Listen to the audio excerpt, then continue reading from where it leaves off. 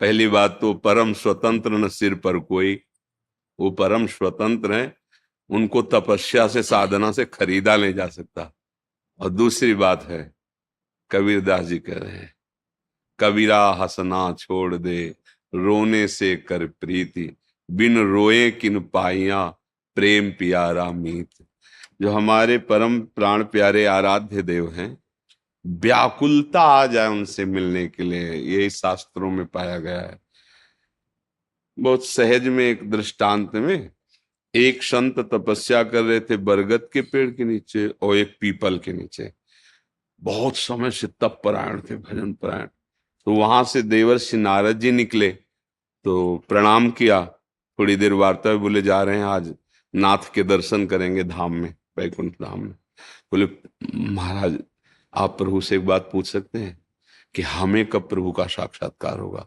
दोनों संतों ने कहा। बोले हाँ जरूर पूछेंगे और लौट कर हम आपको बताएंगे। लौट कर जब आए तो पहले पीपल वाला मिला, बाद में बरगद वाला। उधर से आए थे तो पहले बरगद वाला।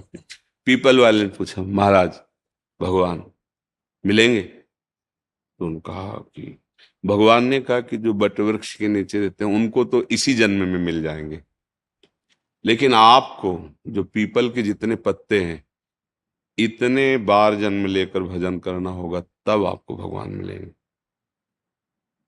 वो नाच पड़े, रोने लगे, ऐसी अद्भुत स्थिति हुई। उसी समय भगवान प्रकट हो गए। देवर्षि नारद जी ने कहा प्रभु आपने कहा था जितने पीपल के पत्ते होंगे उतने जन्म लेने पर भजन। तो भगवान ने कहा जिस चाल से चल रहे थे तो इतने जन्म में ही स्थिति आती, पर इनकी जो वो स्थिति भगवत साक्षात्कार की होती है वो अभी आ गई। कैसे आ गई? भगवान मुझे जान रहे हैं कि भजन कर रहे हैं, भगवान ने वादा किया मिलेंगे, बस इतनी वो सब भूल गए। भगवान मुझे देख रहे हैं ना, मुझे जान रहे हैं कि मैं उनका भजन कर रहा हूं और वो हमसे मिलेंगे ना। इतने में ऐसी विकलता हुई, ऐसी व्याकुलता हुई कि भगवान का तत्काल सागर, मद भक्ता यत्र गायंती तत्र तिष्ठामि नारद। मेरे भक्त विकल होकर जहां गान करते हो मैं। अब वो विकलता कितने मिनट में, कितने दिनों में, कितने वर्षों में, कितने जन्मों में। दया निधान भगवान कब किससे मिल जाए उनके लिए कोई नियम नहीं है, पर संतों ने, आचार्यों ने यही रखा है भगवत साक्षात्कार का स्वरूप कि निरंतर भजन करते हुए सब विस्मरण हो जाए। मैं कौन हूं, संसार क्या है, कामना वासना भोग सब शांत, तो अपने आप भगवत साक्षात्कार हो जाएगा। जिस समय हमारे हृदय में जाहि न चाही कबहु कछु, तुम सन सहज सने, तो दर्शने केवल नहीं है, दर्शन ही नहीं, भगवान आकर उसके हृदय में ऐसे बस जाते जैसे अपने घर में कोई आराम से रहता है।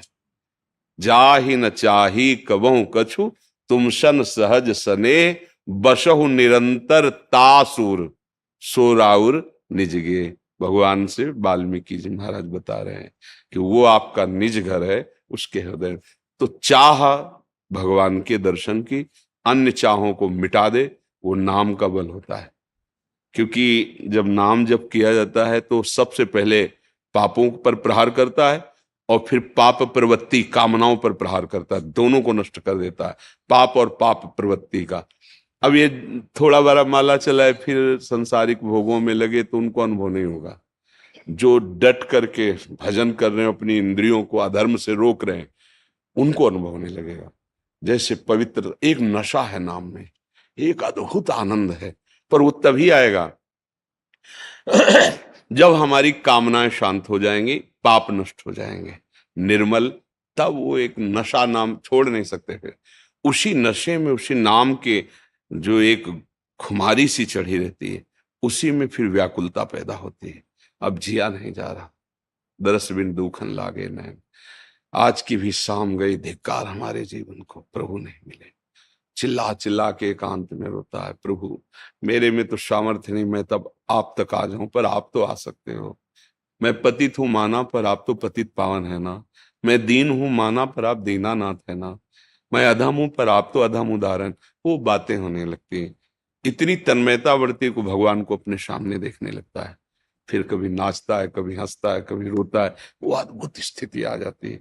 पर वो तभी आती है जब सकल कामना हीन जे राम भगत रसलीन।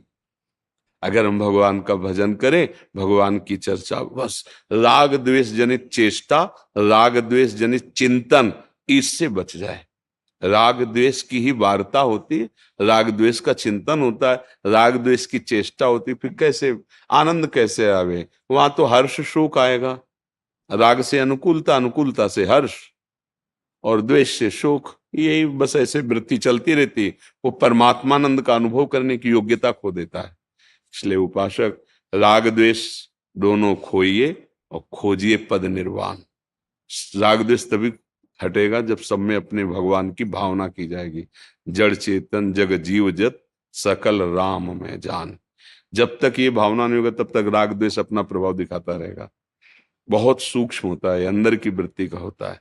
तो ये सब नाम कर देगा, खूब नाम जप करे भगवद आश्रित होकर। और कोई कितना भी द्वेष की परिस्थिति उपस्थित करे, उससे द्वेष ना करे। कोई कितना भी प्यार करे पर राग ना करे। यही चतुरता है भगवान के भक्त की, यही चतुरता है। पूरा विश्व प्यार करे पर उसकी स्वीकृति एक ही जगह है, नाते नेह राम के मनियत सुहृद सुसेव्य जहां। आपको सब श्री जी ने बुलाया, सबको, आप श्री जी के लाडले हो, इसलिए आपके चरणों में प्रणाम है। पर मेरा कोई संबंध नहीं, श्री जी के संबंध से संबंध, नाते नेह राम के। अगर अंजन कहा आंख जो फूटे, बहुतक कहो कहाँ लो। वो अंजन ही क्या जो आंख फोड़ दे, समझे? वो संबंध ही क्या जो दृष्टि हटा दे, भगवत दृष्टि हटा दे। भाई हमारे शिष्य हो या आप हमारे मित्र हो, ये बहुत सेवा करते हैं, वो बहुत, कुछ नहीं, एकमात्र मेरा भगवान इन रूपों में आकर हमें दुलार दे रहा है। इतना प्यार मेरे भगवान ही दे रहे हैं, बस। नाते नेह राम। वो अंजन क्या जो आंख फूट जाए। हमारी आंख क्या, हमारी दृष्टि क्या है? श्री राम मैं सब जगह। हमारी दृष्टि खत्म कर दे, वो प्यार किस बात का? हमारा भाव बदल जाए, स्त्री पुरुष का भाव हो जाए, दुश्मन और मित्र का भाव हो जाए, तो हम तो फेल हो गए, मार्ग से गिर गए। फिर वो अंजन क्या जो आंख फोड़ दे, वो प्यार क्या जो हमारे प्यार को लूट ले जाए। हमारा प्यार सुरक्षित रहना चाहिए। कैसा? सब में मेरा प्रभु है, चाहे जैसा व्यवहार करो नाथ, आपके सिवा कोई और है ऐसा मान नहीं सकता। भले दिखाई ना दो, भले नहीं देख पा रहे, पर गुरुजनों ने, आचार्य जनों ने यही आदेश किया है, सर्वानुवस्तया निरीक्ष परम स्वाराध्य बुद्धिर्मम। सब जगह देखो मेरा आराध्य देव। बस भगवत साक्षात्कार हो जाएगा। बहुत कृपा है अगर ये बातें हम अपने जीवन में उतार लें। प्रवचन तो बहुत होते हैं, पर उनको उतारा जाए। रंग तभी आएगा जब उतारा जाए।